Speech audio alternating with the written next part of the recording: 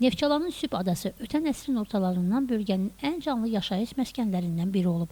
1954-cü ildə burada balıqçılıq təsərrüfatının yaradılması adanın taleyini dəyişib. Elə həmin vaxt ilk sakinlər də ada torpağına qədəm basaraq burada yeni həyat qurublar. Gözəl təbiət mənzərəsi, təmiz hava və balıqçılığın sürətli inkişafı tezliklə Süb adasının nüfuzunu artırıb və onu 200 nəfərə yaxın əhalisi olan yaşayış məntəqəsinə çevirib. Lakin zaman keçdikcə mənzərə dəyişib.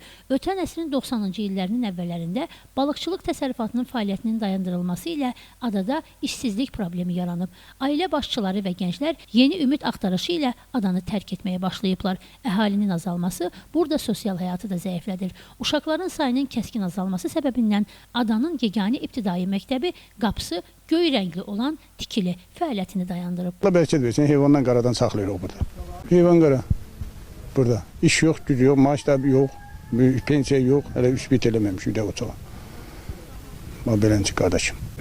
Əvvəllər doğulduğum bu adada çox gözəl şərait var idi. Çox gözəl. İdarə olub bura, Kürağda bağlı yetişdirmə təsərrüfatı, 80 da fəhləsi olub. Yəni ki, dolanışığımız gözəl olub.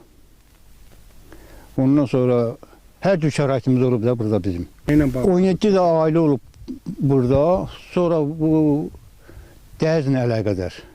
Dəyiz qalxandan sonra buralıq hamısının su basısı. Dəyiz gəldi, dayandı, fərz elə ki, buradan bu dammaların içində. Ona görə əhali buradan dağıldı biraz. İdarə də dağıldı. Bugün isə Süb adasında cəmi 50-yə yaxın sakin yaşayır. Onların əksəriyyəti də yaşlı və orta nəslin nümayəndələridir. Buna baxmayaraq sakinlər hələ də doğma torpaqlarından ayrılmayaraq adanın xatirələrini yaşadırlar. Cəmilə Nəsir qızı Səmil Şahlaroğlu, Həcər Həsənova bugün informasiya proqramı üçün.